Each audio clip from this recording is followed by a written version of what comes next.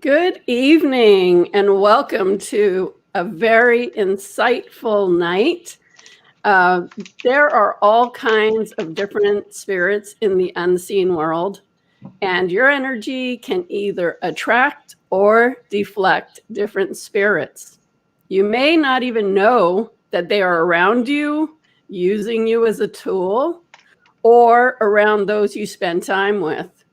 So listen to us tonight as you will hear about different spirits with our personal experiences of spirits bothering you and what their motivations are and how to know what to do when spirits mess with you.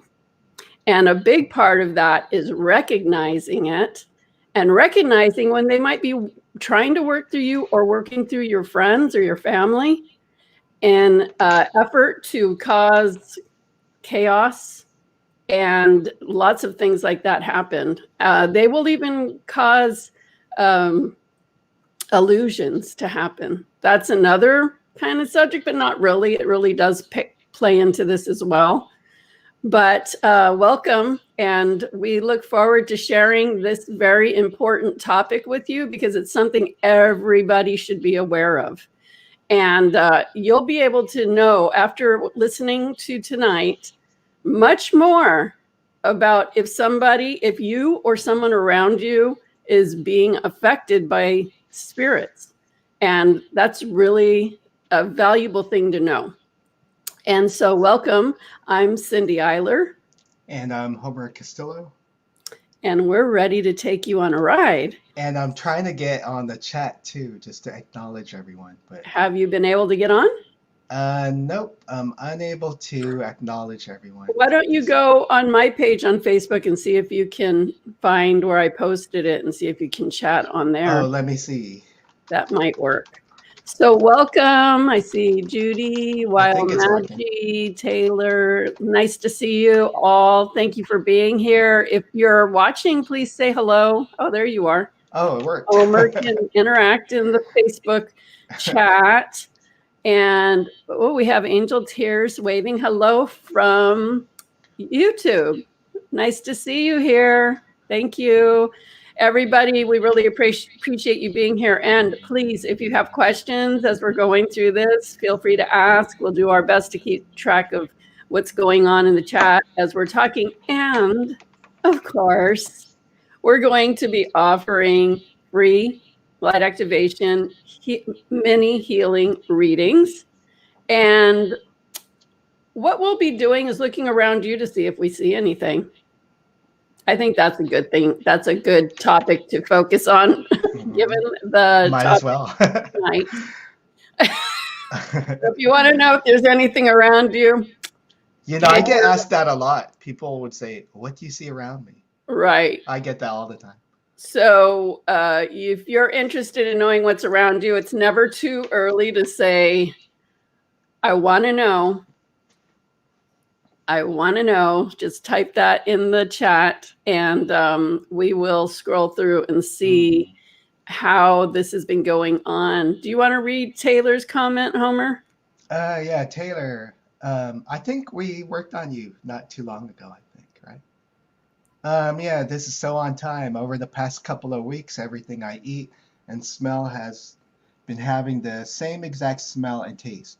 It is not the most pleasant. I do believe it is my grandmother trying to communicate with me. I'd love any clarity on this. Well, first of all, tell your grandmother that you'd like something more pleasant. Didn't she make you cookies or something better than that? Yeah. Or even a different smell. But if it's that distinct that you think it's her, then she did the right thing, right? Because she has to let you know who it is. And so that's one thing. And also, that's another thing you can do. I'll just answer that right now, is that when you get a sense of something, whether you're an empath and you're picking up on someone's pain or emotions, or you're feeling a spirit or smelling something funky that you don't want to smell, and you understand that, hey, I got that, I'm smelling that, I'm hearing that, I'm feeling that, And so thank you, but I got it. You don't need to keep giving it to me. So just acknowledge that you are sensing it and that they can stop doing that. Because when I used to do mediumship readings, which is talking to the deceased, I used to, feel how they were feeling when they were dying a lot of times. And the feeling of drowning was super intense, like different kinds of deaths. Like I know what they feel like because I feel the person going through it as they're described, that the deceased person is trying to tell me how they died or how they were feeling. So I always say, okay, I got it, because I don't want to keep, feeling it. Homer, did you want to Oh, read yeah, also, this? but I want to add to that. Okay. Symbols can change too, because when I was developing my abilities, a lot of my symbols came through cartoon characters. And then it switched to food. And then now I get them anyway. I get them, my symbols that will uh, kind of give me the hint of what it is that the being is trying to tell me, Right. whether it's a spirit or a loved one. So yeah, so it can change over time as you develop.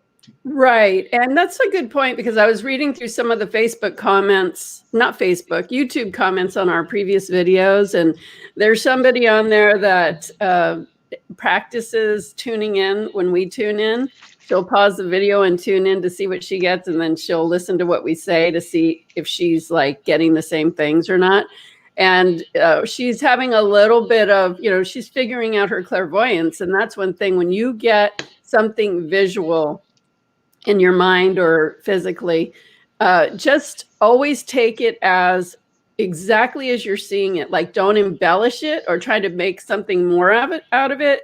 For instance, if you're seeing a boat in water, don't say a boat in the lake or a boat on the ocean unless you absolutely know it's a boat in a lake or ocean. Just say a boat on a body of water, because if you were telling somebody that you were seeing something in regards to them and you said a boat in an ocean and they never took a boat on an ocean, they wouldn't understand that.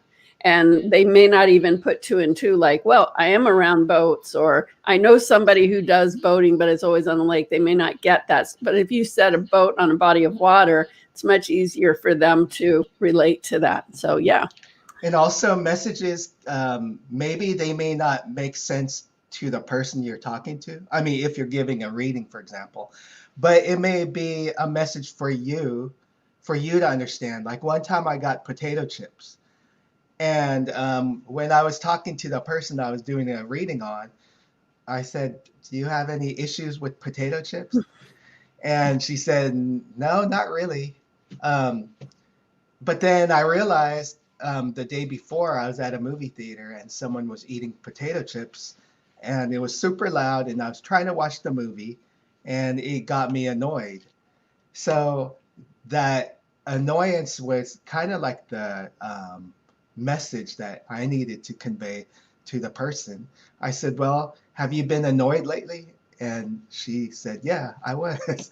So, messages can make sense to you, or, or it may not make sense to the other person, but it may be something for you to figure out.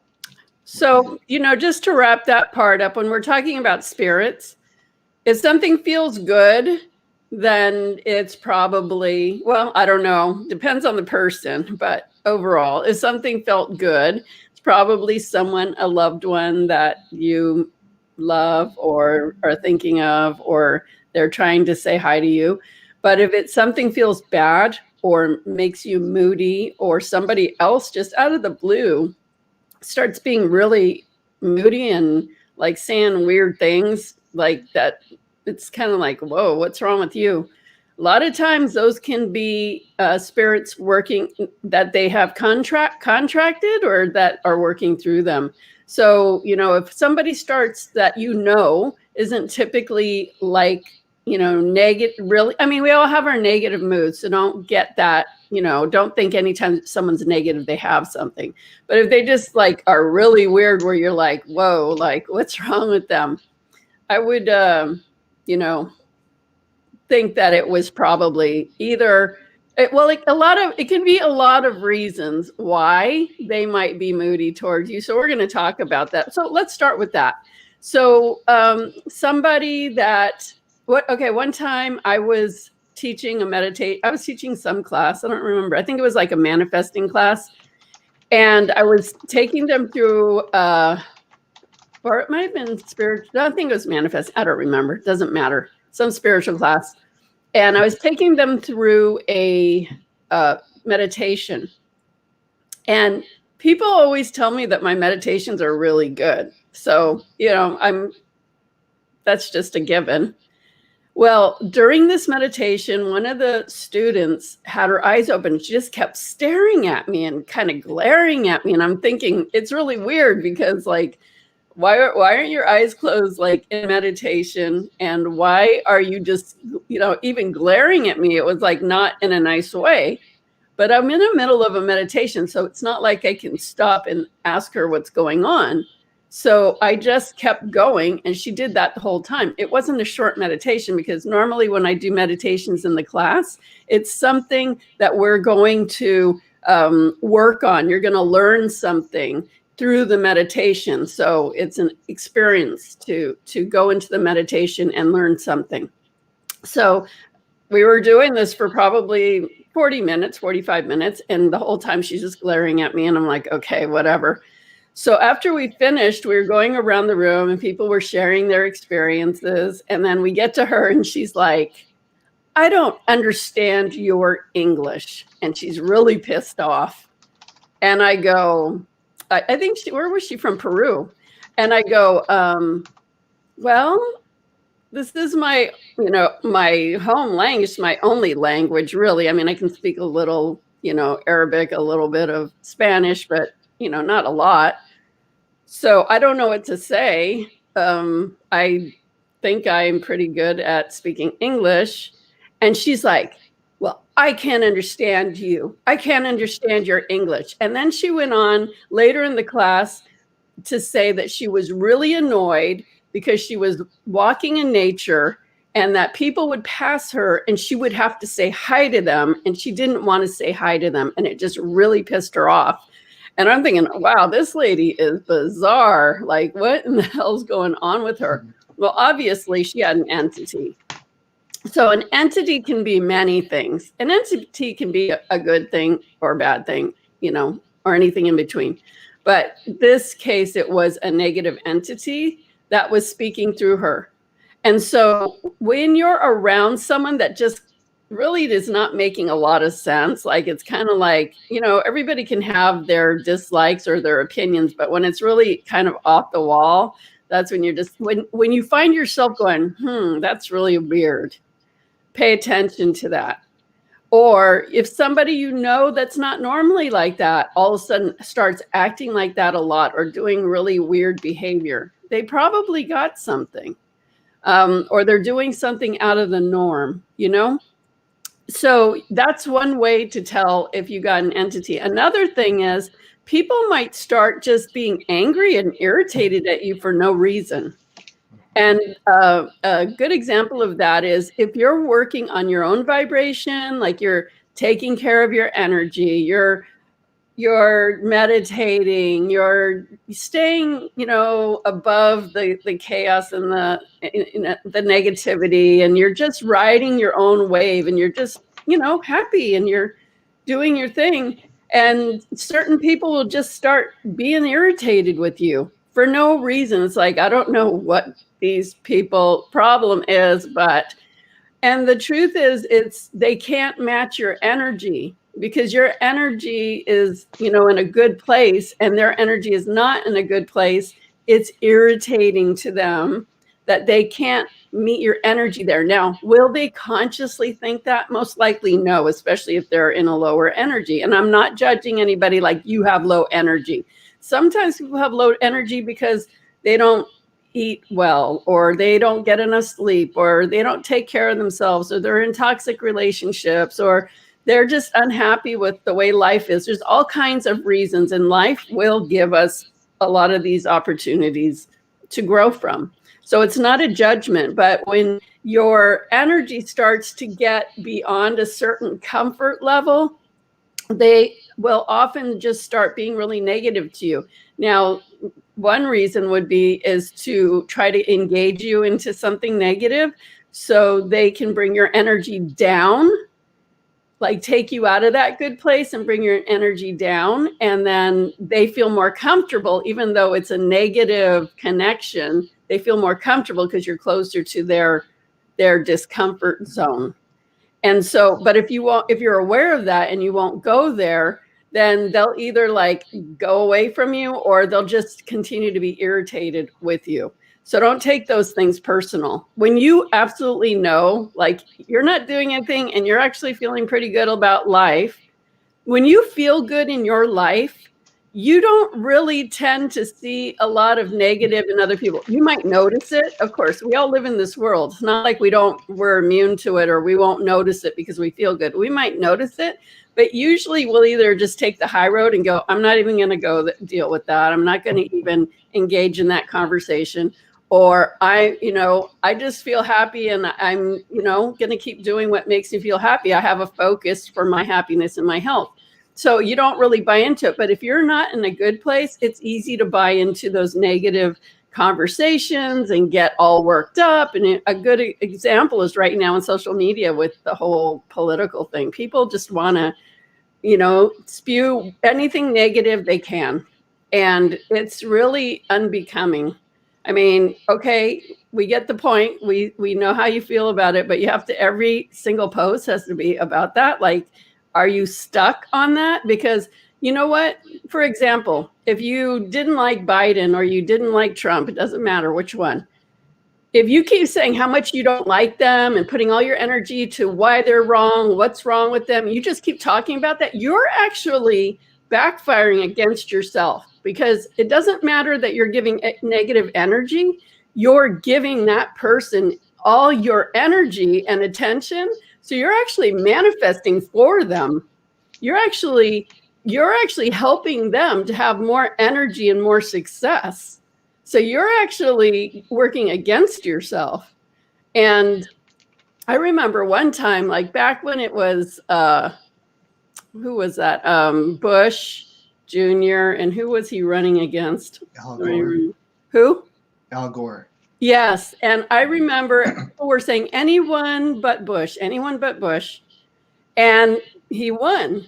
And my son was younger back then.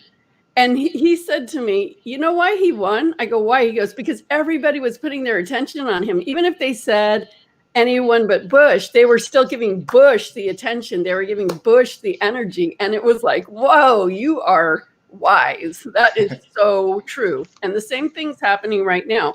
So all that negativity that you spew about people you don't like, you're actually giving them more energy. You're helping them to succeed more. So that's regardless if it's politics or a friend or an enemy or a teacher or whatever, whoever you're giving that much passionate energy towards, you're actually helping them. You're giving them your energy, and they are going to rise higher because of it. It's awesome. So if you have haters, hey, it's not all that bad. Okay, so let's talk about some of these stories. Hi, everyone. I'm seeing some hellos. Hello. They're nice to see you all. Okay, Homer, do you want to talk about your first story? Yeah, I just even thought of new ones too that I had before. So I think it was maybe 3 years ago when I was working on a client. This client is from, or was from Haiti. So when I started to go in her energy and started to work on her, there was a spirit that came forward, and it was, I think it was like a Haitian entity. And it was well, it wasn't happy that I was working on her to help her raise her vibration. So it wasn't very, well, yeah, it wasn't very happy. And and it was a guy, entity, and he said, "Do not mess with the daughter of Haiti," or he said, "Do not mess with a daughter of Haiti." And I blasted him with light, And I said, she is a daughter of the stars. You do not mess with her. And I blasted him even more. And and he backed down. He thought he had control or the power, but I showed him. You see, what we were talking about in some of the other shows is how things come up through your DNA, through the cultures, through the places that your blood originates from, that you may or may not know about. So that's probably a generational thing that Homer was tapping into at that Yeah. point. And another one, a client, yeah, I was working on her, but there was one point when she got extremely angry with me for no reason. But I saw that it was the entities that were working with her. So I was, um, as healing practitioners, we do our best. We do what we can, but also the client has to do their part too. So I was helping her get through her addiction. However, she still wanted to go back to the city and get her drugs and also drink a lot more.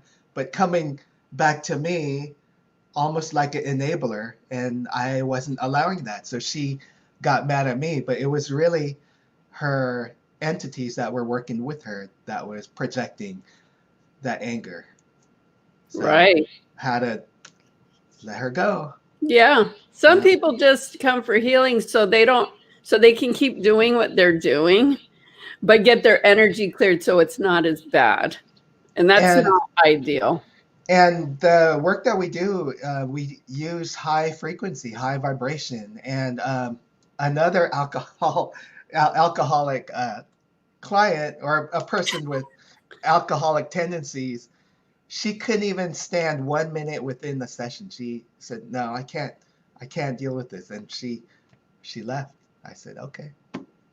Hey, I had someone that had severe entities, a lot of them that had been attacking for a long time, and they were working with me, and I was working, and every time we would get through a session, they would start retaliating on her like huge, to the point where she got mad at me and said, "Stay away from me. Don't do any more work on me because they're making it worse. And I just don't want your help." So she would rather live with that than get rid of it.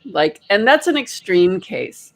So yeah, it's some people make their decisions, but these entities will get super pissed off when you may be around people of light, whether we're working on you or not. Just simply watching this, there's people that dislike our videos and stuff, and it's like, okay, what part of you is repelled by the light?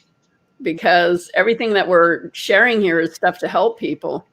And so if you don't like that, then that says a lot about you.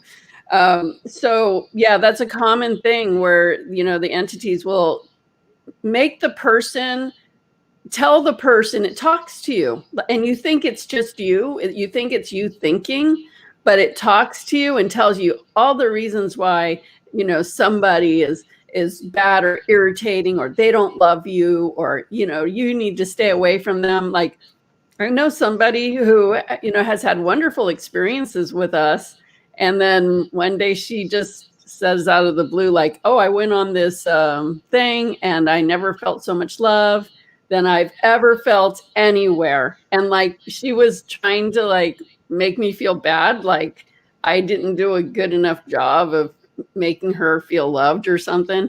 And it's like there was so much love pouring to this person.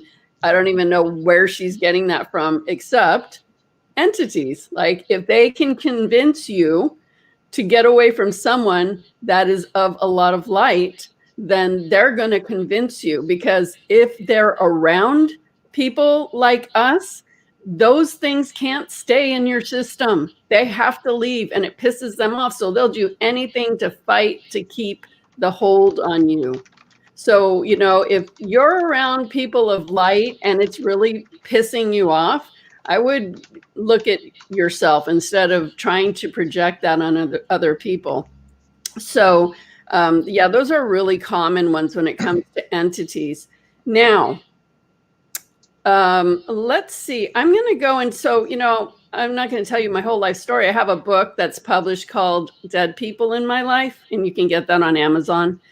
And so I grew up seeing spirits ever since I was a little girl. I would see spirits everywhere. I would see them walk through the door. I lived with my grandmother for a while, my grandparents. My family, after my mom and dad got divorced, we moved back to San Francisco and we lived in my grandparents' house, which was super haunted. And I would be sitting on the couch and see like different time periods and eras of people walking in. I would see spirits all over the place in there, in fact, and weird things would always happen.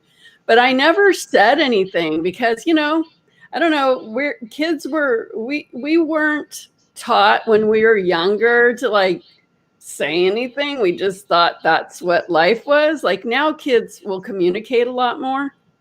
So it used to scare me, but I just thought, I don't know, I just saw that spirit walk through, whatever. I'm sitting here watching a movie on Friday night, and there went that cloak, that guy with a big black hat and a brim and a black cloak walk right by, and it's like, oh, okay. That'll scare anyone. I was like, yikes. And so one night, I mean, we had a lot of things happened in that house, but one night I fell asleep downstairs in the living room, and my whole family went up to go to sleep. Everybody went upstairs to go to sleep. And my younger sister was telling my mom, don't leave Cindy downstairs. Don't leave Cindy downstairs, because we all saw these spirits. And we would hear them walking up and down the stairs at night, not vacuuming, ironing, or in the bathroom. Like, it was so friggin' scary. And so they just left me down there sleeping. And then they woke up to hearing me screaming, just screaming. So they came running down the stairs to see what was going on. And I was sitting on the couch, and I was wearing pajama, like the nightgown, flannel nightgown. It was pulled up over my head, and two white gloved looking hands were holding it as if they were trying to obviously that wasn't going to smother me. So I don't really know what they were doing, but other than messing with me. And you're what, 5? Or yeah, I was older? Pretty young. Let's see. I was probably around 4, 5, that age. And, and so they came down, and I was just screaming and yelling because my nightgown was up over my head. I didn't know what was going on. And they all came down, they saw it, and my grandmother shot a gun. Like, what are you doing? Like, what you shoot? I don't know where she shot it. I think she just shot it, not at me or not at the gloves, thank God. And when she shot the gun, we talked about this before when we talked about our Sedona adventure, when Homer said, when that car was ready to ram into us, that Humvee, and Homer said, maybe you should roll up your window. And we all started laughing, and it broke the energy where we were stuck and we were able to go. It was like that. It broke the energy, and those gloves just went like this and but floated across the living room, all the way across the living room, and disappeared. They all saw it. So things like that would happen a lot. My mom came home after having back surgery and was in a hospital bed, recovering.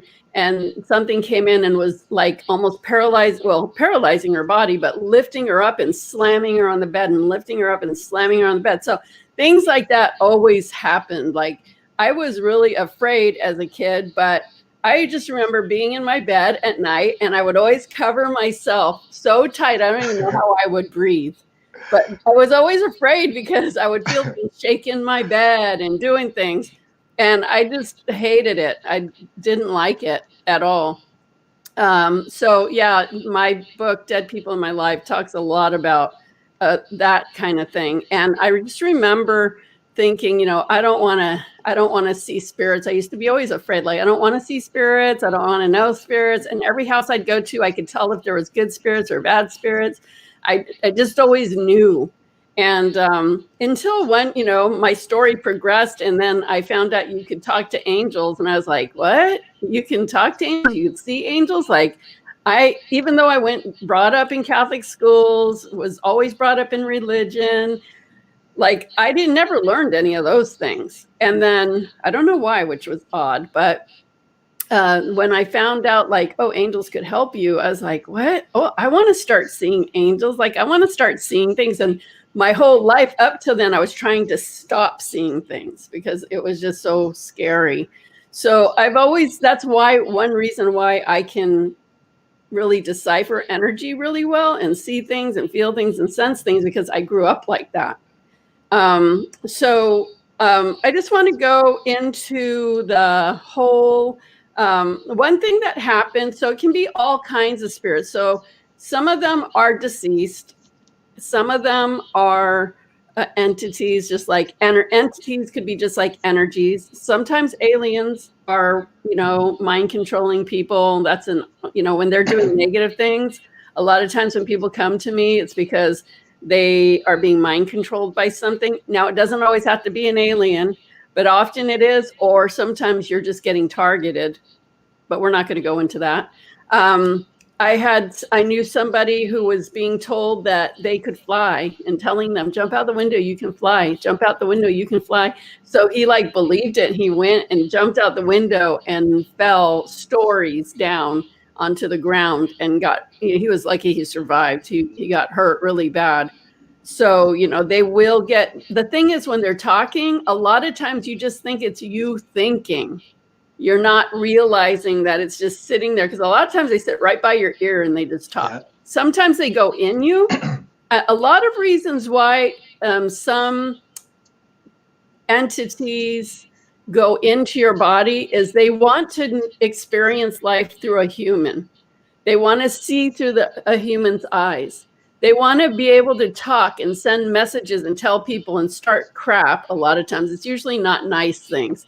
They usually want to start crap by talking through people's mouths. Like they take over the person and just start saying that. And the person is open to it. The person either has a low energy, a low self-esteem, is really negative. Usually people that have a low negative energy, or they're argumentative, they're easy. Those are easy catches for these kind of spirits.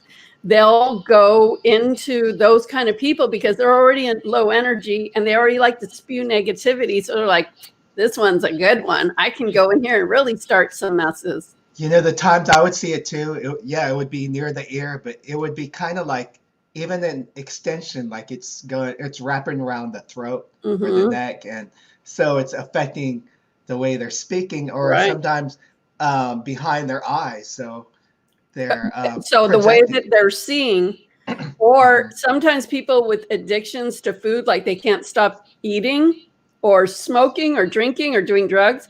They'll have entities that want to experience the drinking, the drugs, the food, the addictions. They want to eat the sugar. They just want that. So if you're a person who is into that, you're an easy target for them to get in and just do that. So it's hard for the person to stop because there's something actually driving them to the temptation. Also sex. There are spirits, there's a couple, a man and a woman spirit that will come and have sex with you. I don't want to go into that. I mean, we could, but that could also be in you wanting that, like pushing you into those things. So any addictions, I would always look to see if there's some sort of entity or spirit that's attached to them wanting to do that. Or, people that are just super negative, that just keep spewing stuff, because that is a lot of times that they will just make so much noise that vibration goes out, and it'll pick up other people that will argue with that and engage in that. And now that entity is happy because he's got like a team of humans all going into chaos and upset about that. They laugh. They think it's funny. They don't care. They're having a good time with it. So, I would I've been like getting rid of people on my Facebook left and right lately because I just don't even want that energy in my I can't control my whole existence with, being on the earth plane, but I can certainly control my existence within Facebook, my friends. And so I don't care how long I've known anybody. If they're going to just keep spewing stuff, that's affecting my energy. Even if I'm not engaging in it, I don't want it. So out, goodbye. Okay, so then there's other kinds of spirits. So like how about like have you guys heard of the mini hoonies in Hawaii? They're like their They're version like of gnomes. gnomes and fairies and stuff like that. And more of a gnome size, And but many cultures have that too. There's like gnomes, yeah, they dwarves. might call it different things. Yeah. But I was in Hawaii visiting once and staying at a family's house. And we were in the guest room that was right off the backyard. And the whole entire night, those many honies were partying up a storm in the backyard. And not only that, they were making so much noise. They kept me awake all night. Then they were coming in and messing with me, like they'd touch my butt or touch my arm and like mess with me. Like, okay, so they weren't being negative, but they were just being rambunctious and playful, and they were just partying. And so the whole night it was like that. And at the time, the person that I was with, he also felt it. So it wasn't just me. I was like, those mini hoonies kept me up all night. And I remember going out and telling the people that lived there, I said, if you think there's nothing going on in your backyard, then you're crazy. Because if you can't feel that, that's insane. Like they kept me up. The whole time we stayed there, they were doing that. And I was just like, oh my gosh. And I remember walking to the beach from their house, just going down the little path to get to the beach. And as I'm getting towards the beach, and I seen one standing there, and I was like, oh my gosh, they're like everywhere.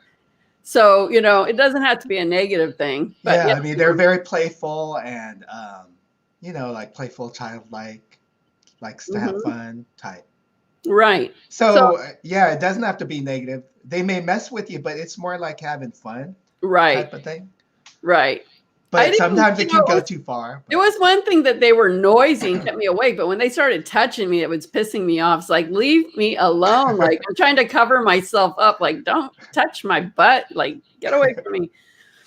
So yeah, so there's things like that too. So, just like everything is an energy. Everything has a spirit. So that's why, fairies, when you're out in these like places in nature that feel magical, you're feeling the energy of the weren't fairies. you hit by pine cones too one time because you overstayed your welcome? Yes. Oh my gosh, I was with the same person. We were in this park, Redwood Forest Park in the Bay Area. And we were sitting on this bench. We had been walking on a nice trail, and we were sitting on this bench talking. And all of a sudden, I was just noticing like there were trolls up in the trees, and I was like, what's going on? They started throwing acorns and pine cones at us and saying, "Move on, like leave." And I'm like, "Geez, like this is ridiculous. We had to actually leave." And like, oh my gosh, I forgot about that. I'm glad you remember all these stories, Homer. So, did you want to tell one, Homer? Let's see. I could talk about a recent one, I guess, in my Tahitian dance school. Okay. So it was 2017 when I joined a Tahitian dance group. And for the most part, everyone was nice. No one treated me bad. But when I started joining that group, there was an energy that just didn't feel good. It was like a ancient animosity going on. Like I could feel it in my emotions. It was like a resentment. So there was an energy that did not want me there. And I think it was a few months later, I came down with the shingles on my face. So I had like a scar right here. So that was a physical manifestation of something that was going on energetically first. and it was just, it did not like me, and it did not want me to be there. And it was using some of the dancers, and a lot of them didn't know what was going on, and maybe a few of them are watching now. So sorry if you're hearing this for the first time, but it did happen, and that's why I got the shingles too. But yeah, actually, a lot of the dancers that were there when I first began, they're not there anymore, um, Oh, and the energy is different now with my current dance group. So yeah, it was just that energy was using some of the dancers to get to me. Even if they weren't saying anything, they were using their body energetically for just an energetic attack. right. And you know, if you talk about things, you can draw things to you too. So there's like one thing that we wanted to talk about that we're not talking about because it's really super intense. And Because we know if we bring it it's up, just it can, it's an intense energy. And yeah. what can we say? It's a government related energy usually. And it's just a lot of energy, a lot of things can happen if you're just not aware. And we just don't bring it up because, yeah, we don't want to bring that Right, attention. right. So, okay, let's see. Oh, this one was really interesting. So, talking about energies and how they can come. This thing is like looking drunk. Okay, so I was on a flight back from California in December. Oh, yeah. And I was sitting, where was I? I was on the aisle. There was a younger guy next to me and a woman by the window, and she had her dog. What do they call that? Service dog, whatever. And she was like already acting weird in the beginning, like, oh, I have to have my dog because, you know, this or that. And I'm just like, why is she getting all defensive? Nobody's even saying anything.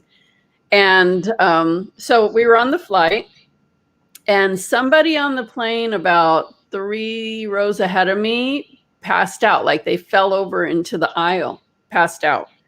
So people were like, you know, starting to panic, and they were coming over to try to see what was going on with this person. Of course, people start getting nervous, right?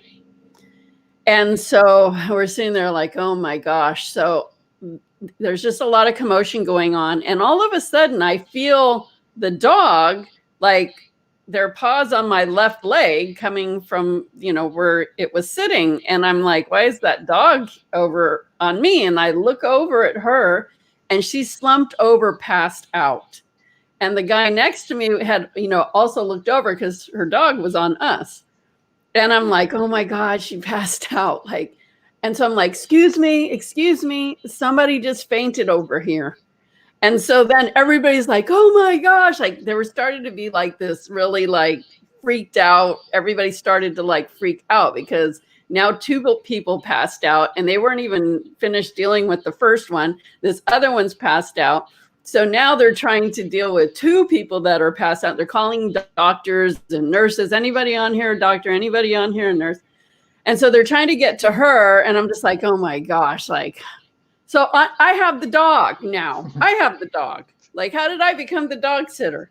So the dog comes to me, and I'm like standing up with this dog. And it wasn't a tiny, I mean, it wasn't a huge dog, but it wasn't a tiny dog either.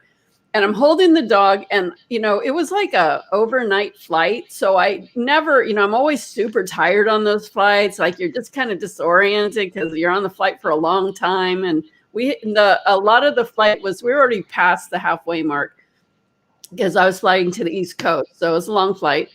And so I'm standing up with this dog holding it. And the guy that's sitting in the middle seat got up too because they're trying to help the woman and they're trying to talk to her. So I'm holding the dog, and all of it, and then the dog starts to kind of shake. I could feel the dog start to panic. And I'm like, you know, like, okay, it's okay, you know. And so I start sending the dog, you know, like healing energy, like it's okay. And I'm still like kind of just tired, and I'm standing there, and this dog's getting heavy, and it's hot. It feels really hot. I'm feeling really hot. And all of a sudden I'm like, oh my gosh, I am going to faint. I swear I'm going to faint like any second now. So I'm like, and I'm like kind of freaking out because I don't want to faint, and I'm holding this dog and he's hot and he's freaking out and I'm feeling his energy. And so I'm holding onto the seats and trying to just like, okay, I'm going to be okay. I'm going to be okay. And I'm like, no, I'm not. I'm going to faint. Like I am going to faint. I'm going to lose it. Like I was starting to freak out because I just knew I was going to go down. And so I started to panic because I didn't want to fall down in the middle of the aisle. And I said to the guy that was sitting next to me, I turned around and I said to him, can you take this dog? I feel like I'm going to pass out. Can you take the dog? And then I just pretty much just like pushed the dog on the guy, and he's like, okay. And he's like holding the dog like, what, And so I'm trying to stand there without the dog thinking I'm not going to, okay, I'll be okay. But no, I was going to faint. I knew I was going to faint. So I went to where they were sitting on my seat, and I said, I need to sit down somewhere because I'm going to faint. And they were like, they weren't really worried about it. Like, I guess it wasn't registering with them. They should have registered because they don't need someone else fainting. And then people are looking at me like, oh my gosh, she's going to faint. So then the guy moved over, and then I sat down back in my seat. And I sat at my seat and I just put my head on the front of the chair, and I was like, oh my gosh, okay. And I just like closed my eyes. I was just freaking out. Well, I didn't faint, thank goodness, but I was not feeling good. I was not in a good place. And so then they asked the guy who had the dog, so that lady came too, the dog lady. She didn't even look for her dog. She wasn't even paying attention for her dog. She was crying. And so the guy that helped her was some nurse or something. And so he's like telling the guy that was sitting there, can you go sit in the seat up there? So he went up there, and then we gave the dog to the person, back to the lady. And so for the rest of the thing, the guy's like, oh, are you okay? And I'm like, well, I really don't feel good. I'm not feeling good. And then you're like, oh, okay. But nobody really cared about me. That's okay. Like I was taking care of myself, but nobody cared. I was worried when I got off the plane, like, am I going to be able to walk? Okay. Am I going to, like, my whole energy was completely zapped. So what I was feeling was that dog's fear totally, like, he released it into me, and he was releasing all of his like anxiety into me. So it's kind of like when a shaman takes on someone's illness, they take it on, but they also need to purge it out. So when we got to the airport, I was on a stopover, and I went and I thought, okay, I need to get water. I need to get something to eat. I don't know what. I need to pull myself together because I feel so sick right now. I feel so sick and weak. So I went and I sat down. It was so interesting. I went and I ordered something, and so I would have to wait for it. But this guy that was working there, it was weird because he wasn't doing this with everyone, but he said, why don't you go sit over there and I'll bring your food to you? And I was like, oh, thank you. Like, it was an angel because he wasn't doing that with everyone. So I sat at this table, and it was a big, long table. And all of a sudden, all these there was a lot of military there that day traveling, and a bunch of military guys came and sat down with me, and they're like, hi, ma'am, how are you doing? And I'm like, oh man, I'm not doing so well. Like, people were passing out on my flight, and I feel so sick now. And they're like, oh wow, like, are you okay? And so, they were being very polite. I'm sure they just said hi because they were sitting at the table with me. But it was nice just to have, like, people knew, like, she's going through something. And then the guy that brought me food brought me a big old glass of water, too. So I was slowly getting myself back together. Finally, when I could get up and move around, I went back to the gate, and I was sitting across from my gate because it was an empty gate. And who's sitting over there? That lady and her dog. And I'm just like, oh no, please just don't come next to my energy. Just stay over there. And they seemed okay at that point. So, you can also take on energies of animals. Animals take on a lot of illness from their owners. I feel really sad for animals that are with very sick, with sick people, whether they're just emotionally sick or mentally sick or physically sick. I feel sad for those animals because a lot of them die because they are taking on the sickness and the sadness and the, the Anger. emotional issues of their owners. I've seen it happen so many times where the poor, like this client, well, she was actually a student of mine. Her cat was always like getting these horrible sick things, even with his private parts, like all kinds of weird things. And she had a lot of emotional issues. And I knew that she was just doing that, making that cat sicker and sicker and sicker. And it was so sad to see that. And eventually that cat did die. So that's a common thing. But boy, that was freaky. I just never expected that coming home. And it affected you for a little bit, right? It did. It did. It affected me a lot. We were helping you out. It was like, yeah, it was whoa. really weird. And you know what? I'm sure that lady had entities too, because she was weird. When I sat down, she was acting weird. And it was just like, okay, she's strange. Like, why is she getting all... I mean, being at the airport or even on planes, you don't know what. Yeah, when is you're on in a there. plane, you don't know what's around you. Yeah. And, you can pick up any kind of spirit moving around you that happens to, a lot of times spirits want to, get your attention, or they just do. Okay, so what's their motivation? I already talked about that with entities, similar things with aliens that do that kind of thing. Not all aliens do that. That's just some aliens that do that. Some deceased people, do they go into other people? I mean, I wouldn't put it past We've them, seen something like that happen before. Which one? Castillo. It went into someone? Yeah. Well. Yeah. I don't know. Well, yeah, you got to be careful. Yeah. Yeah. Do you want to tell that story? Did we tell that story? I don't think we did. But you tell it so much better than I do. No, I You don't. do. Yes, you do. You just like me to do the scary part. I mean, yeah, that's yeah, okay, that's so a good Homer and I love to teach mediumship classes. That's learning how to decipher energies, basically, but also to learn how to talk to deceased loved ones or the deceased in general to help them. So we like to do our classes in haunted hotels. So the people attending the class stay in the hotel and they get that experience. We did talk about a few experiences on our, which one was that? Was that the supernatural or the, I don't remember which one, the empath. The empath video that we did, Are You an Empath? We talked about one of those experiences, but this was a different hotel. Very small little hotel in the middle. Also in Florida, yeah. Yeah, in Florida, and it's what would you call those kind of towns? I mean, a lot of mediums live there. There's a lot of psychics there.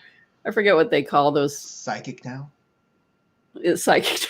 No. It's like medium for mediums. I don't know. There's a lot of mediums that live there. Like you drive by and they actually have their shingle outside of their house. Like you can go to their house and I guess have mediumship readings. But so there's this little small hotel, and we went there and we had a class. And the first night, well, not the first night. When we arrived, it was really late at night. So that was weird too. Like there was a lot of weird things. But the first night of the class, our classes are usually 3 nights. The first night of the class, we found out that the staff leaves and who's ever in the hotel staying that night will just be there by themselves. So even if you're the only one staying in the hotel, you're going to stay there by yourself overnight. They lock the doors and you can go in and out. There's like, it's an old fashioned place where you have a door to go right out onto the patio. So you can get in and out, and you have access to the inside the hotel, but there's not really a lot to do because there's not, the restaurant's closed and all that. But anyway, so we found out that they leave you there. So when during the class, one night we had a seance. So when we were getting ready for the seance, everybody was just kind of excited, like, kind of going down the hallways, like excited we were going to go do the seance in the main area of the hotel, in the lobby area. And we were kind of, everybody was just having a good time. And so when I was walking out of my room, I thought we were the only ones, just the people in the class were there. It's a 2-story place. And the room next to mine opened, and there's 2 guys in there looking out at the hall at us, at like, what's going on out here? And we're like, oh, like, we didn't know anybody else was here. And he's like, what are you guys doing? And like, oh, well, we're teaching a class and we're having a seance tonight. And they're like, oh, can we join you? So I'm like, yeah, I guess. So we all went around this table, big table. I don't know how many of us were total, maybe 12. I don't know. 12, yeah, something like that. And so we all fit around the table, and I was taking them through different exercises of doing this different kind of seance stuff. And so all of a sudden, I don't know, how did we know that a spirit started communicating with her? And the lights were off too, right? I know she was kind of rocking back and forth. Yeah, so I don't remember how we found out that she was starting. Well, I guess she just started talking. Oh, and we used her like a human pendulum. Yeah, so we were so she was like saying that something's talking through her, and she had her eyes closed, and then she was just like in the zone. So we're like, okay. So and she was rocking back and forth, and I thought, why is she rocking like a pendulum? So I think I said, can you give me a yes? And she was like, I said, how about a no? And she was like, I'm like, we have a pendulum right here. Right. So we're like, okay, so she's going to be a human pendulum. So let's just like ask questions. And so, I don't know, people were asking questions. Silly questions. She'd be like, no. And she'd be like, yes. Like, not saying it. She'd be doing the rocking thing.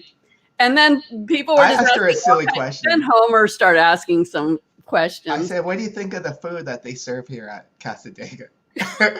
And then he was like, and then people were like all asking questions at the same time. So the spirit was getting confused. So I'm like, wait a minute. Like, if we're going to have a spirit, and we did ask her, like, is it okay that the spirit talks through you? And she was like, yeah. And we are there to interject and intervene if we needed to. So exactly. It wasn't like it wasn't out of control. We were there. Right. To make sure. So so then, it was getting a little ridiculous. So I said, you know what? If this spirit is trying to talk to her, it has to be for a good reason. Otherwise, she doesn't need to be like dealing with the energy of the spirit, like in her body. Okay. So do you have something you need to tell us, And so all of a sudden she goes, oh my God, how can I do this? I said, so, you can only stay with her if you have something that you need to tell us that we can help you with, or something, valuable information. And she goes like this.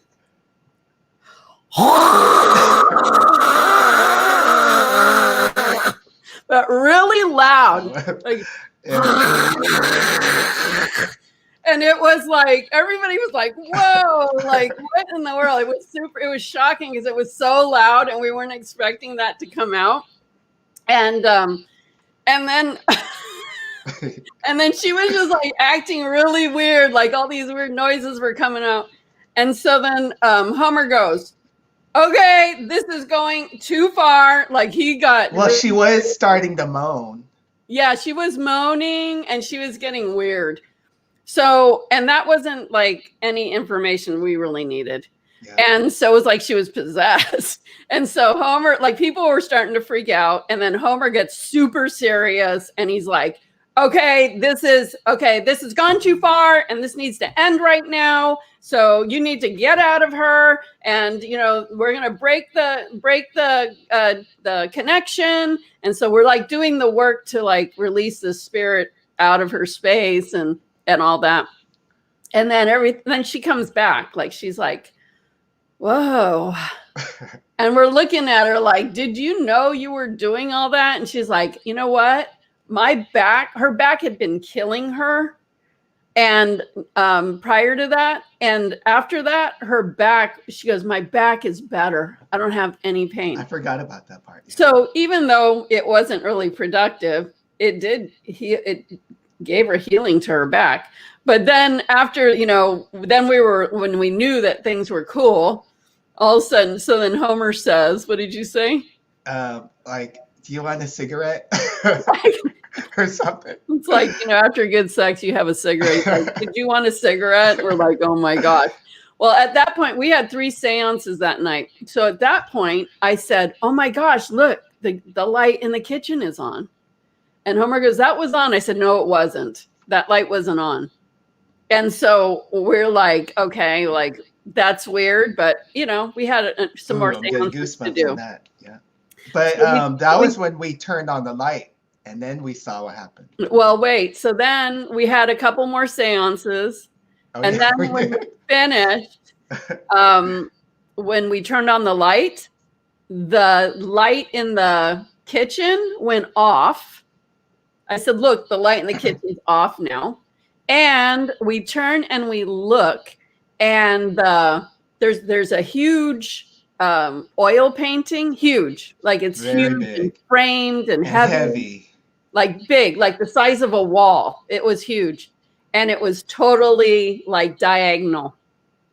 And obviously that wasn't like that before. And we're like, oh my gosh. And then someone takes a picture and we see this green, a lot of plasmic, plasmic energy leaving out of the hotel.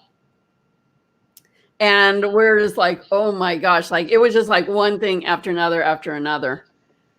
And so, yeah. I was so creeped out. I mean, usually I'm a person that doesn't get creeped out, especially with all the experiences we've had. But that was that one place where I actually felt creeped out. Like, I really never saw Homer. I mean, he's very serious when he's doing his healing session stuff and when, he's got his crown on, but I've never seen Homer just take the upper hand and just like, you know what? No, this has gone too far. This needs to stop right now. Like he was just like, he just jumped on it because everybody started freaking out and we're all like, what in the hell? Like, oh my God. That was freaky. That and she starts moaning and like, oh my gosh. And then with the painting being moved and everything. Yeah, it was something else. So that was an awesome class, though. Yeah,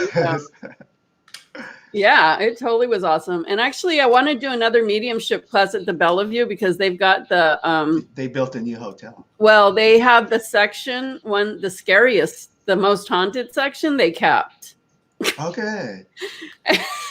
So I want to go there. And Mary was there with us. A mediumship class. Sutra was there with us too. She wasn't at the Casadega. No, not Casadega, but she was at the Bellevue. Yeah. So anyway, yeah. So those we love to have our classes in haunted hotels because that you can get real practice on real different kinds of things. We were trying to hold one in San Francisco, but people just wanted to commute there and then go back home. Stay in the hotel, and we're like, the point was to stay there. And we're not just going to stay there for us. Like we already know about these things. We don't need to stay there for us. But the people who wanted to take the class, no, we'll just, we won't stay there. We'll drive there. Well, the point is to be there overnight. So yeah, if you're interested in taking one of these. One of these classes. And we did New Orleans also. No, you learned so much. We did New Orleans. We stayed in Salem, Massachusetts. Yeah, we stayed in the Bourbon Street area. Yeah, French Quarter. French Quarter. Mm-hmm. And we also did Salem. That was really interesting. Mm-hmm. Actually, I have a picture of Homer took of me with the headstone of one of the judges of the witch trials. So we did some healing. So the class isn't just to learn about how to decipher energy. I mean, it's not only to, learn how to communicate with the deceased, but understanding all these things we're talking about, and yeah, to build your abilities to help you to be able to see, feel, hear, know, all, sense these things. And also, any of the spirits there that want healing, we are there to help them with their healing and to yep. transition if they're earthbound.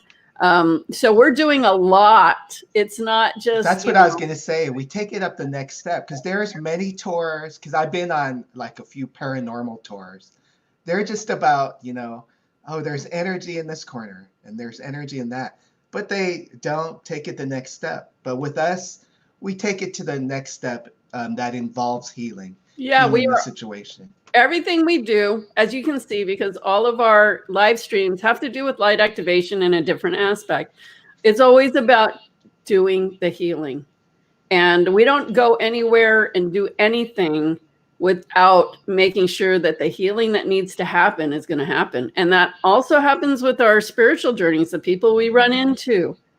If we're guided to help someone, or the energy of the place or the situations that come up while we're out there, we're always on duty. We're always willing to take the extra steps.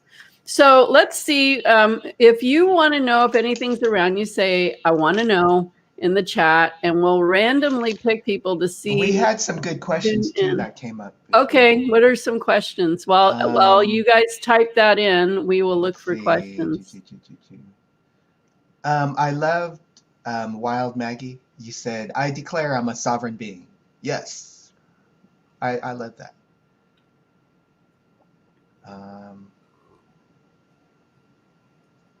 Oh, when you are psychic with clairs, how do you keep them away? What does that one have to do with the other? I mean, the only thing I can relate to that is if you have psychic abilities, then you can tell when things around you are funky or different. So that's a heads up. So what you can do is, when you know something's around you, you can tell it it's not welcome to be around you, and cut the cords and do, if you have the abilities to send light, see if you can send it up to the light. Ask the angels to come and help transmute it. Yeah. this spirit to take them to the light for transmutation or for their evolution. You can ask your angels to help you with that. There's a lot of things, but sometimes they're coming around you because they want healing. They want to go to their next level, or they're afraid. Like a lot of times at the Bellevue Biltmore, it was about a common thing was a lot of spirits there that were females, like wives, feeling afraid of their husbands, they were abused, being abused, or just like, a lot of that kind of thing. Or they're just there doing their thing. That one of them was making one of our students always clean up. Like she'd say, don't pull the plug out of the wall just by the cord. Everyone does that. Pull it out by the plug. Or she'd say, make your bed. Like, make your bed. This thing would always tell her like to clean up. So that was kind of funny. Oh, and my ghost in Salem was cool. Yeah. Yeah, before class, and I would leave my room because he would stay in my room. Joseph Smith was the name. So yes, I would say, okay, see you, Joe. I'm off to class. And he said, it is not Joe. It is Joseph. Whoa. And I was like, excuse me, sorry. And I even called my parents too. I said, yeah, I have Joseph Smith here. So my parents thought I had a roommate. I had to tell them, no, it's a spirit. Right. And another thing we teach our students in those classes is to feel all the different dimensions of spirit. So we work from the earth to, the fairies, to, deceased, to guides, to star beings, to, whatever. We introduce all that to people. And even every student would get something different. So a student may see a ghost sitting there in the corner, but Me and Cindy maybe didn't see it, or another student didn't see it, or we would see things that they don't see. Right. So it depends on what Different dimension, dimension. Yeah, what dimension you're like teaching in. frequency, radio station. Okay, let's see who said they want to know. Was there anything other one you wanted to read? Um, Suzette said that that's creepy and her live stream stopped. Yeah, things will happen like that. Sometimes we'll be teaching and the lights will start going off, like the power will go off or yeah. something will happen. And yeah, it's like Lilydale, Amy, but it's a different one. Yeah, Okay, but what yeah, is Lilydale? exactly like that. Exactly like that. I guess you call it a community. Oh. Okay. So that's a community? I thought it was a person. So I didn't get that. What? Lilydale. Oh no, Lilydale's a community. It's like Pasadena. Yeah. Okay. I've never been there, but yeah. Okay. Let's see. I don't see any other questions. Do you? Um, How do you keep negative entity spirits away from you, please? Well, the best thing you can do is always do your aura work. Like I always teach my students, don't ever just like get up or leave your house without grounding yourself, filling your aura with light. And you know, you can visualize yourself like a pink aura or blue, whatever energy feels good to you that day, and put a protective covering around it. Not to like you're on guard to protect yourself, but just to hold your energy real close to you. And so when you get to know it, you know, and then run your life force energy, like once you get to know your energy, what your energy feels like, what you feel like. If something is coming around you, you're going to know that you're feeling off.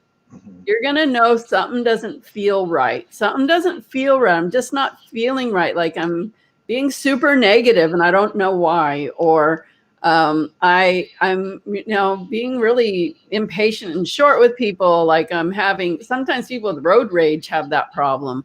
Oh yeah. And so, you know, when you find yourself not being yourself, that's when I would question it. And you know what? It's not like, you know, sometimes I feel things come around me because they'll be attracted to light. It's not that light will make them go away. But the thing is that if you keep your energy clear and full of yourself in a good way, you're going to know when you feel off. And you're going to be less able to be connected in that because they're going to try to find the negative people to work with them. It's easier. What about that time when you started to feel off and you felt something in your crown chakra? Right. I was cleaning my crown chakra. I was cleaning all my chakras and I went to clean my crown chakra and I saw something black in there and I was like, what is that? So like my crown chakra is usually my cleanest chakra. So I went to like pull it out and it kept coming out and it was just like this black snake thing. And I was like, oh my gosh, no wonder I've been feeling off. And, you know, sometimes your light, they'll just pop in there or you might be around somebody. And a lot of people that do healings, we don't do this, but a lot of people that do healings will pull things out and just toss it out into the ether. It's like they don't get rid of it. They just like toss it. So then you could just be walking by and catch it. Well, I saw it before in some of those psychic fairs that we would do or holistic fairs. And the healers down the row, I would see them pulling things out and just throwing it in the air. One time, and I don't know if I mentioned this before, but one time a healing practitioner, not ours, but someone else, was pulling something and just pushed it into the air. But there was someone walking towards it at the same time. So that guy just put it all in that person's face. Yeah, you never know. And I thought, and this whoa. is kind of off topic, but this is like a similar thing. You don't know what you don't know, what you don't see. One time I was in Mexico with someone I was with, and we were in this pool and there was a lot of people drinking beer and partying up, like just partying. And I noticed like they never get out to go to the bathroom.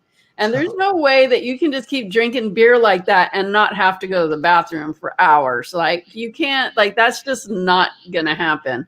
And so I told the guy I was with, I was like, these people are peeing in this pool because they don't get out and it's been hours. And he goes, no, there's no pee. And I go, they're peeing in this pool, believe me. And he goes, no, there's not. And then I said, okay, close your eyes. And if you could imagine how much pee's in this pool, how much are you seeing? And I said, I see a lot. And he goes, I don't see any. There's no pee in this pool. And then all of a sudden, someone, the people were there and someone swam like through. And then this guy starts laughing, ha, ha, ha, ha, ha. I just peed and that person is just swimming through it. And I said, did you hear that, guy? I told you. And so, that's not a spirit, but I'm just saying, just because the water looks blue doesn't mean that there's maybe nothing in it. So just because, even if you're in a sacred spot, doesn't mean that there's something not there. You can't take everything for, what do they say? You just have to be aware. You do have to be aware. Mm-hmm. Okay, so let's get to some of these because it's starting to get late. Okay, Homer, why don't you go through and pick somebody that said, I want to know, was what I said. I was drawn to Debbie Zoller. She was the last person to check in or type in. Okay, Debbie. Wow, I'm super hot. We got a lot of frequencies happening here, high level energies with us, and just you being here, you're being exposed to these high level healing frequencies. So it's always good if you join us, whether we call you or not. You're getting some good stuff. So we are going, Debbie, just relax. If you're wearing glasses, take them off. That's for a reason. Okay, and just relax, and we're going to start looking at your energy.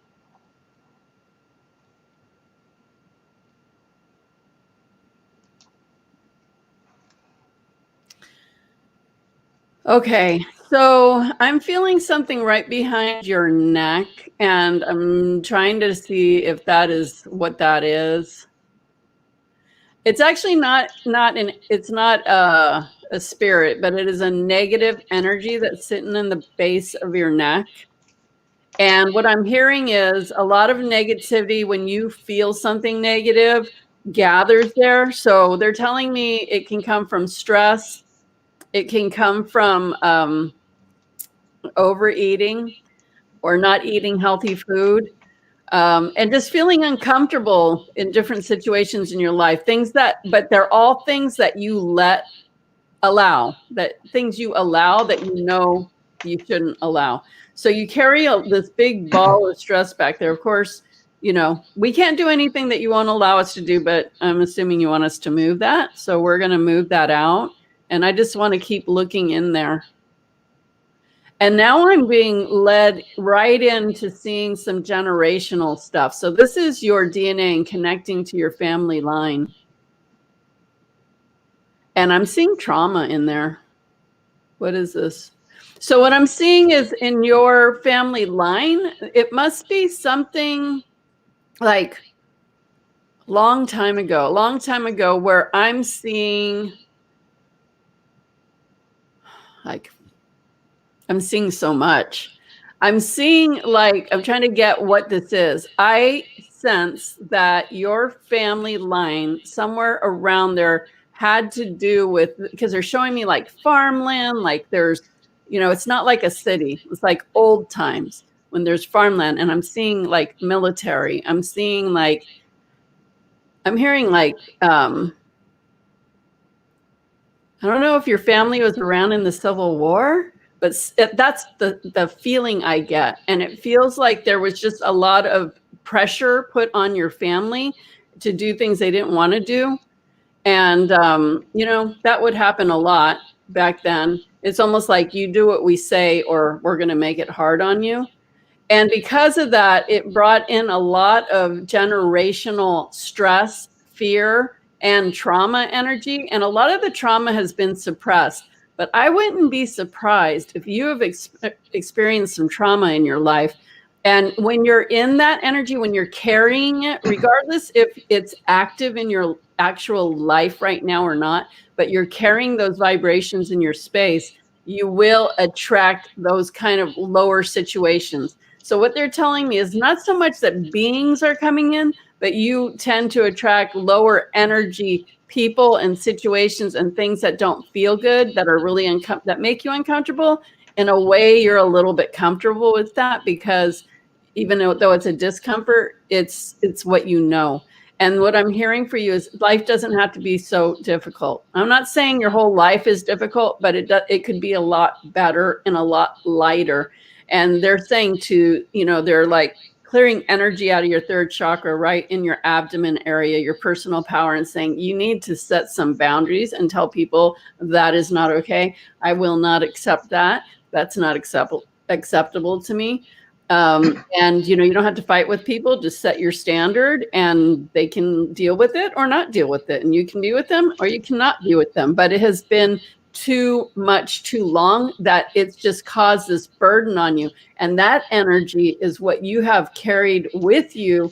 You didn't carry it. You were born with it, and it's carried through you. So it's a family line thing. So I'm not saying so much spirits around this, but this is something like whatever comes through today is what you need to hear most. That's going to help you the most. So if there's spirits hanging around you, right, with this situation, it's not that, but this is a thing that has come through the generational thing, kind of like what Homer was talking about, that Haitian person, or what he dealt with the Tahitian thing. So that's what I'm seeing. Homer? Yeah, I was getting the same thing. I was detecting anxiety, but also from the generational level. It's not just with your timeline now, but yeah, it just goes way back. So it's kind of like a pattern, a repeated pattern. Right. But on this timeline itself, I'm feeling that, or I got the message that you're not as grounded as you could be. A lot of, and this is going with the anxiety too, a lot of things happening, going on. Um, I was hearing that your mind is going everywhere right now, and it's kind of cool. I saw um, a praying mantis show up. So I don't know if you know what a power animal is, but power animal or power insect, you could work with their energy. And I saw praying mantis, not an alien praying mantis, but earth praying mantis show up just to kind of, kind of to let me know. And you could also you can also work with praying mantis energy, but it means stillness. Find the stillness. That's what I was getting with that praying mantis. Find the stillness, because you're not as grounded as you could be. Once you find that stillness, it'll help ground you. It'll help you keep focus and to deal with the anxiety. And also in some ways, because they were showing me suppression of feelings, and that's kind of connected with the generational issue that I spoke about. But also self-love was coming up as well. Um, just feeling it. I was feeling heaviness in the ear, going down to your heart chakra and your third chakra. So heart chakra is the emotions. Third chakra is your personal power. So it's affecting you with your confidence too. Okay, good. Yeah. Cutting the cord.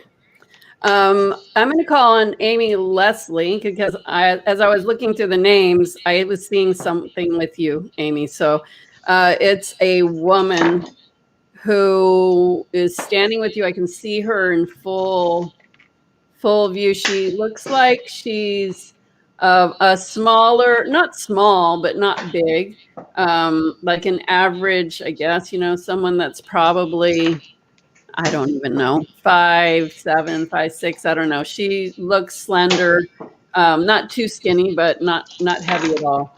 But I'm seeing her as a younger version of herself. And you have a ghost there, Homer? Yeah. I was like, okay. Anyway, I'm sorry. I'm seeing this. It's a younger version of her. I sense I'm getting grandmother, but I'm sensing it's a younger version of her standing in a long, full length kind of a dress. But I can't really see the colors or anything. She just looks like light. But I'm getting chills. Okay, your grandmother. And she is concerned. She worries about you. She worries about your mom. She worries about your family. She says that all of you experience way too much stress and sadness, and that you guys have to get out of that pattern. She said that's a pattern that was passed on to you, and that she's saying like, I'm sorry, because she knew that she was part of that pattern, and so it was passed on. And it's just like you guys have this thread of sadness and stress that just lives with you, even when things are good, when things are bad. It's almost like you expect, I'm not saying that you say that I expect things to go wrong or be sad or bad, but that's what the energy is. It's like expecting that it will, so it doesn't surprise you when it is. And she's showing me that she wipes your tears, and that she's like she's really a big support of you, and that she's with you all the time, helping you with your children. And I don't know if you have siblings, but I'm hearing siblings, your mother. So I'm assuming this is your grandmother on your mom's side, because she's talking about your mom a lot and you. But it's a grandmother for sure, because I got chills on that. So she really wants you to understand you need to heal that. And so one thing you can do is recognize the emotions that you feel most dominant, like when this pattern happens. Is it sadness? Is it stress? Is it tension? Is it fear? Like, what are like the top emotions? And then write them down. And then next to it, you can even do an internet search, like on hippo.com. You can say opposite of sadness, so you can get like the right word that's going to fit for you. Because you can say happy, but maybe there's something else that feels that you want to resonate with instead. So find the opposite for each word, and then do affirmations for those better words. And every day say, I am happy, I am at peace, life works with me, life works for me, everything that happens is for me. And then you can take those, cut the paper and take those other ones and do a little ceremony and burn them and say, thank you for being in my life. I'm now going to cut the cords and set you and me free with love, and burn it and transmute it, and ask the angels to take it to the divine light to transmute into light. And then just keep doing your affirmations on those other things. And then when you do feel those emotions, not to say that you should never feel sad or tense or anything like that, but if it's just the habitual thing, because you have to get past the habit of it, just say, oh, I see that again, so I'm going to cut the cord, thank it, I'm going to set you and me free with love, send it to the light, and then say your positive affirmation again. Whatever you say last is what sticks.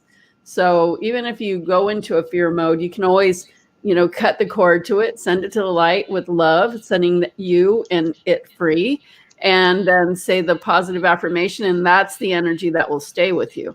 So you may have to, do it a lot to begin with, but if you do it, then it will continue to work for you. Okay. There was something I was going to say, and I just didn't even, I should have written it down because I forgot. And it was important. Oh.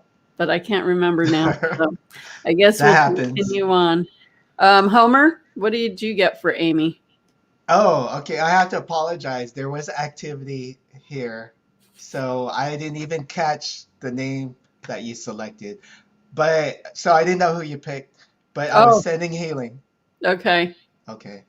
All right. Yeah. Homer looked like he was getting spooked there for a minute. Well, I had to work on energy. I mean, even last night I was seeing things like pop up, like, oh, there you go. Right.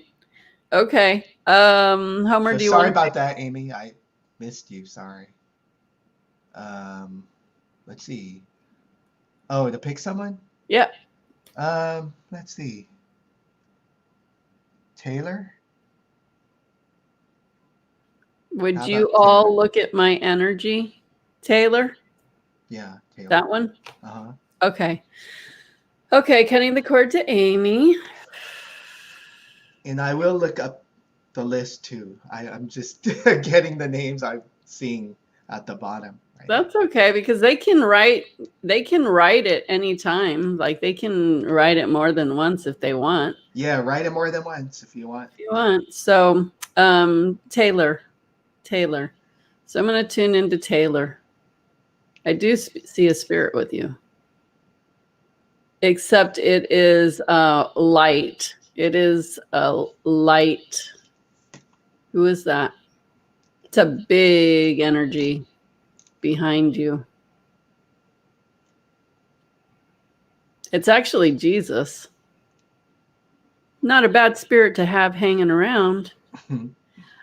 He's very big and bright right behind you. And he's telling me he's guiding you with the deepest and most sincere love. And I don't know if you have any beliefs in that or not. In a way, I feel like maybe you're not as connected because the sense I'm getting from him is like, like not he says don't be afraid, but I'm not saying like you're afraid. It's almost like you don't go there or something. I don't know. But I see him as a source of protection, that he is so like it's a big powerful white light, like he's just there and up and high and behind you, and he's protecting you.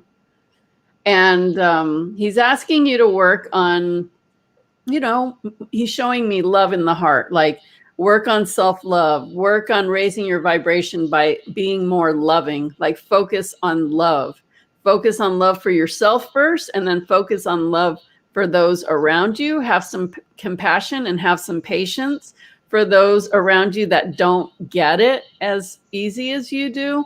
And he's telling me that you're actually a leader, like a guide, like people look up to you. You may not even realize it, but he's saying that people do look up to you. And so, you know what, be a positive example for other people, because when you don't do your best, it gives them permission not to do their best either. So I feel like there's some, times where people are irritating you, because I keep getting this, like, have patience. It just feels like, kind of like you know how when you like some, like, because I do this sometimes, like I feel like I totally get things. I was like, why doesn't that person like get this? It's like irritating. Like, why don't they get this? It's kind of like that. But he keeps saying, just have patience and compassion. And he keeps showing me love in the heart, love in the heart. So if you want to connect more with him, that's awesome, because he's definitely with you.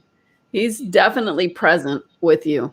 So he's I'm getting chills. When I get chills, that means it's even a bigger confirmation.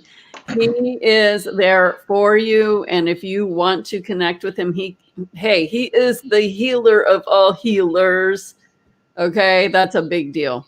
So I would love to know that, to hear that would be amazing. Okay, Homer. Yeah, I love Jesus too. I mean, exactly what Cindy said. Connect with Jesus if you're not already doing so, because I do also feel him around you very strongly. And I was even, because this is what I do with Jesus. I call him Brother Jesus. He always said to me, treat me like a brother. Don't put me on a pedestal. So treat me like a brother. And that's what I do. And my connection with him is very strong. So, you can use Brother Jesus if you want, if that's going to make your connection with him stronger. Because I already feel a strong connection that you have with him. Um, Definitely self-love came up too.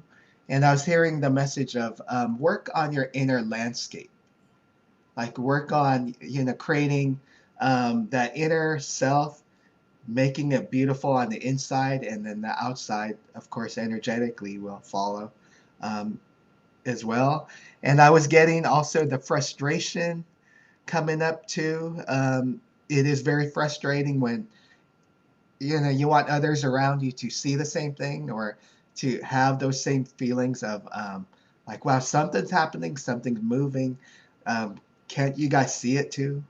But it's frustrating because not a lot of people around you feel it or see it the way you do. But I was hearing patience, and I will bring in that praying mantis that I got earlier.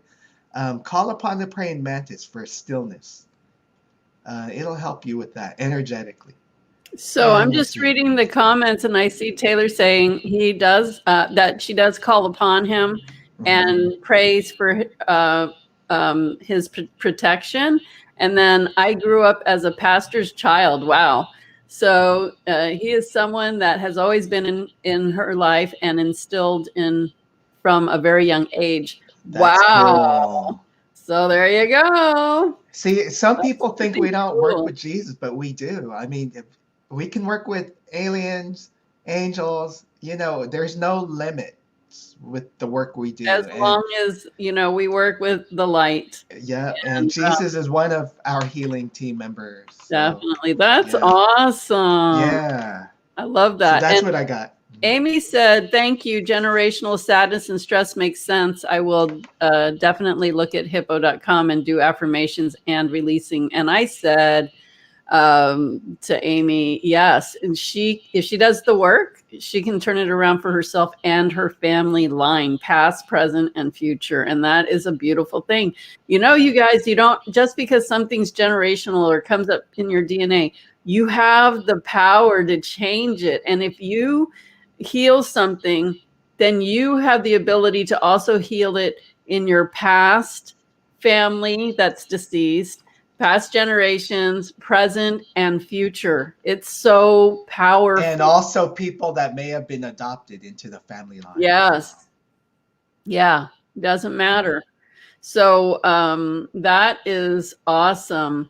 So we are, do you have anything else to say, Homer, about any of this? I know I had something and I just really cannot remember About the healings or stories?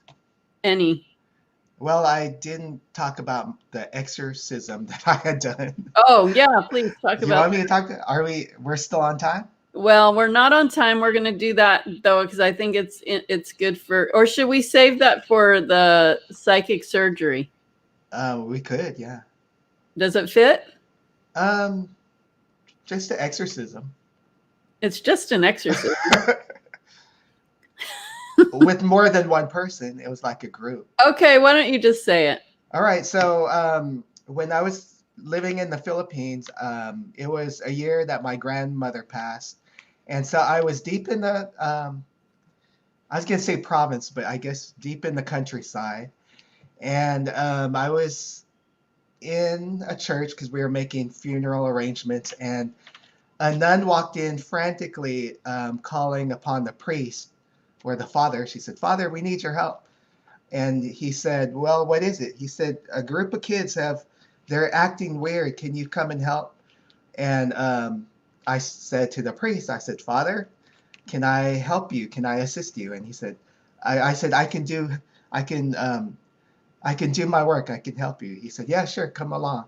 So we did, and we went to a classroom full of many um, kids. So I would say they're about 4 or 5 years old, maybe in kindergarten, first grade. They were acting super crazy and weird. So there was a possession going on. I was told by two of the nuns that they were playing a game similar to a Ouija board, but it's different, involving a glass. And there's a game that they play where they could open up portals. Well, they opened up something that they shouldn't have. They should have been studying, actually. But they opened up a portal and they let loose more than, well, it was a very wild entity. So it was jumping from one kid to another kid. So the priest and the nuns, they were well, a group of kids in the corner, so we would work on them, and then it would jump to another group of kids in the corner, and we would work on them. And then one time I was trying to hold on to a little girl because she was moving her arms really strong, like up and down. And the way she looked at me, she had so much hatred in her eyes, looking straight at me. And trying to hold her down, she had the strength of like a grown man, like the priest and I were really trying to wrestle her down just to keep her safe.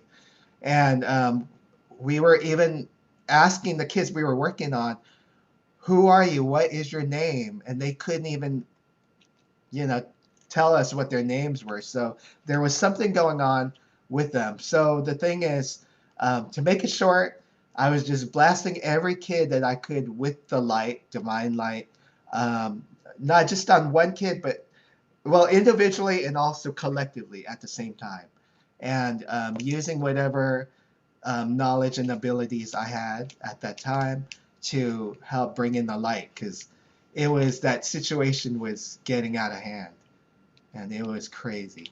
Wow. And I had my uncles watching me, and that was the first time that they've seen me in action. Like, wow, we didn't know you could do that. Wow. Even they, though that we come from the same family that things like this happen, they were like, wow, we didn't even see you in action before. So they were amazed by that. Awesome. Wow. So it's Well, kind of like a whatever game it is, like whether it's the Ouija board or whatever, just be careful. It's not something that you can play around with. anything like that, even a pendulum, anything that you open up energy to, if you don't understand energy, you Yeah. need to be careful, because I'm not trying to say this to make you fearful. I'm telling you Mhm. this to be aware that when you open up to energy, you're opening up to energy. So you better know what you're doing. So, because if you do something, you hopefully know what to do about it if something goes wrong. Well, I would find when they had Toys R Us, I would find Ouija boards. They were selling Ouija boards at Toys R Us. And I'm thinking, this isn't something you could just sell and just. And they do. A lot of kids are curious, and they're gonna do things because they're curious about the spirit world. Right. But again, if you don't know exactly who you're calling, and there's like parameters to follow, there's things to follow um, when you open up a portal. So, Yep. and again, not in a fear-based sense, but just be aware. Right. And so, two things I wanted to say. One was sometimes mental illness, something's called mental illness, and people might call it different things. And I'm not saying this is in all cases, but there's a lot of cases where it's a spirit or some sort of entity that is causing someone to do or be certain ways, and not necessarily an illness. So, I would look at that first before diagnosing somebody with an illness, because very, very possible there's just an entity or some spirit messing with this person.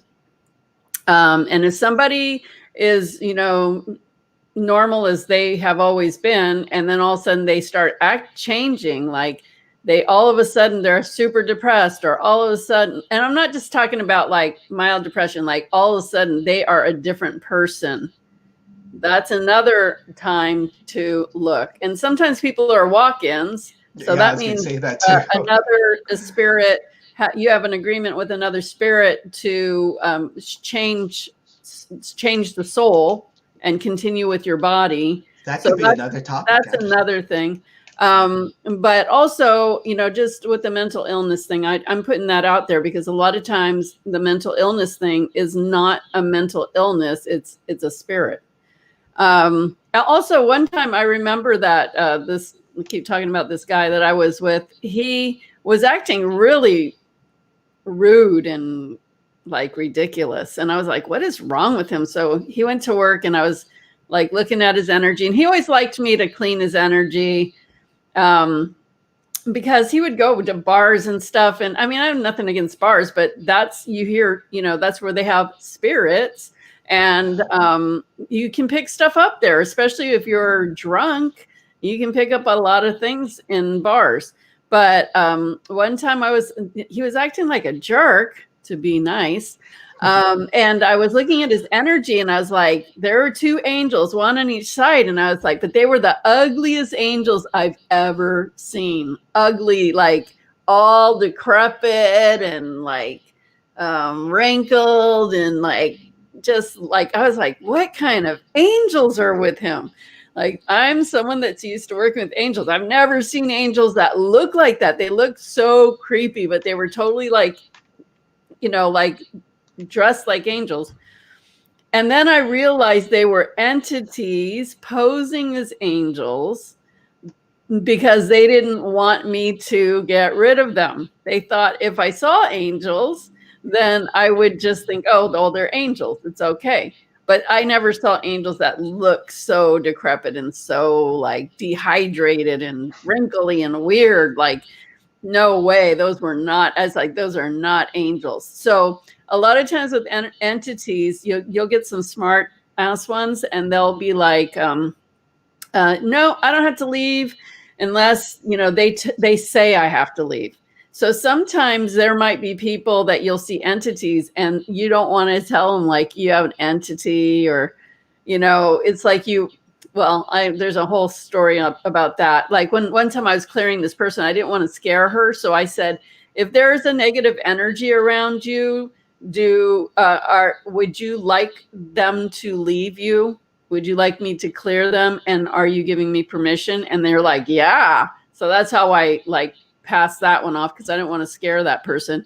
But I called him and I said, you have two entities that are trying to look like angels because they don't want me to get rid of them. And do I have permission to get rid of them? He's like, absolutely. So I got rid of him. And then that night I went to meet him for dinner and he totally shifted. Like he was so nice and being so pleasant and so wonderful. And I'm like, geez, you were being such a jerk. And I said, you need to stop being around in these energies where you're going to pick up these things. He goes, you need to clear me more often. I'm like, no, I am not doing your maintenance. So yeah, they'll try to hide, but yeah. If you're used to seeing energies, they do their little tricks sometimes. Yeah, you're going to know what's up. Yeah. So those are the things I want to say. And then I wanted to say what to do, what you can do if you have like a negative entity or energy that you're having a hard time shaking. Like some things that I do is I actually have a playlist that I'll recommend to people that ask me that need help. And I went and I looked on YouTube and found like, okay, so the Lord's Prayer is the prayer that Jesus said to his Father God. So that is the most powerful prayer. Okay. Jesus praying to God.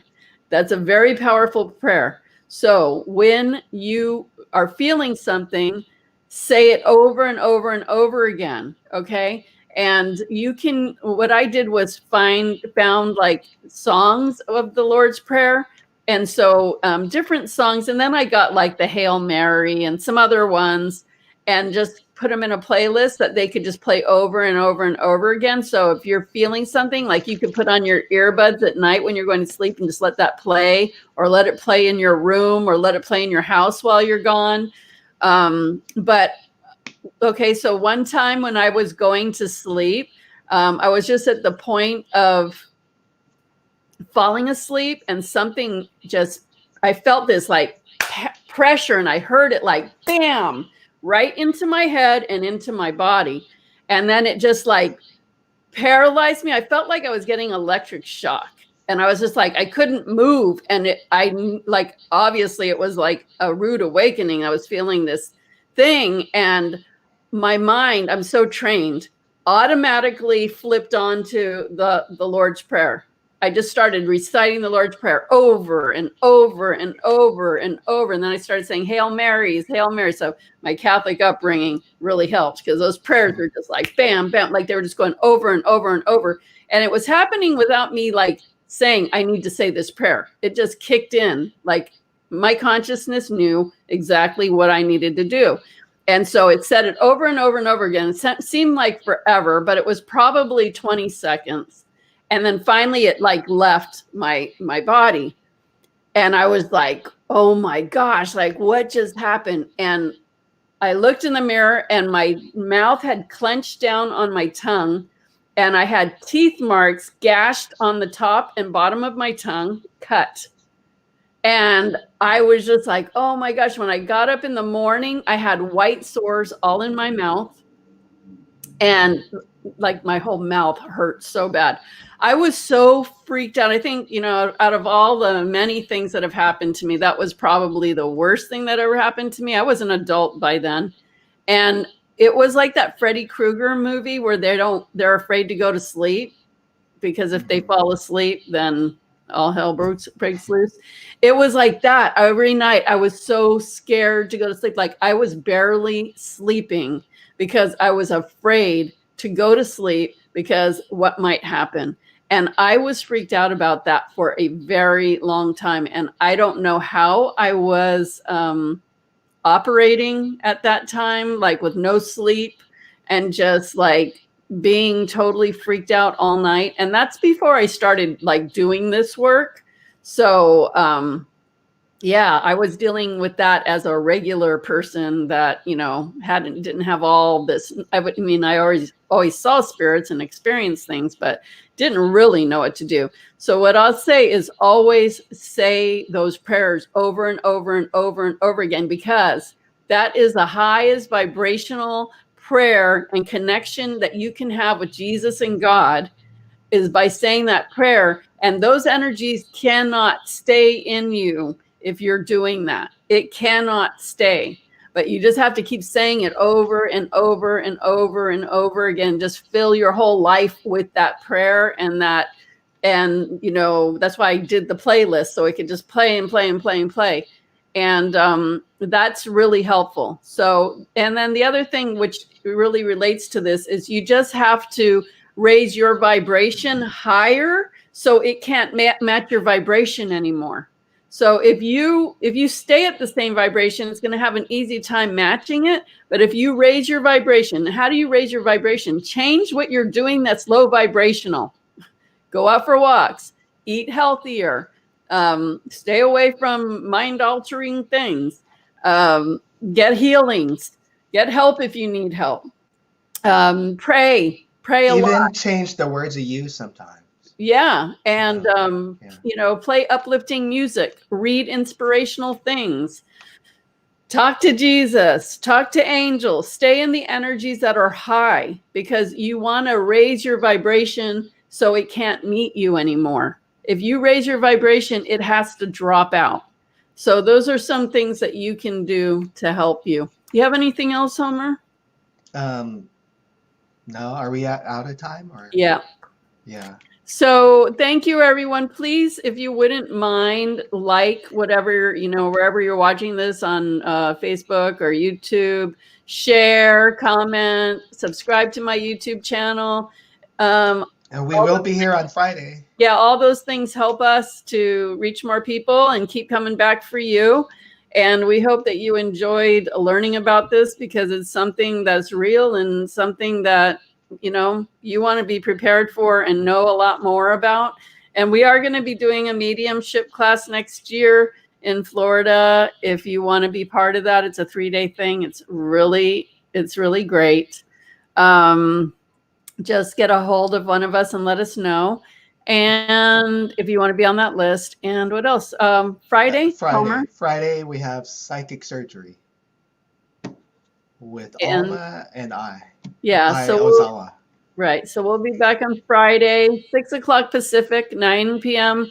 Eastern. And we will be doing psychic surgery. I mean, we won't be doing psychic surgery, although we know how. But we won't. Yeah. Maybe help you out a little if you needed it.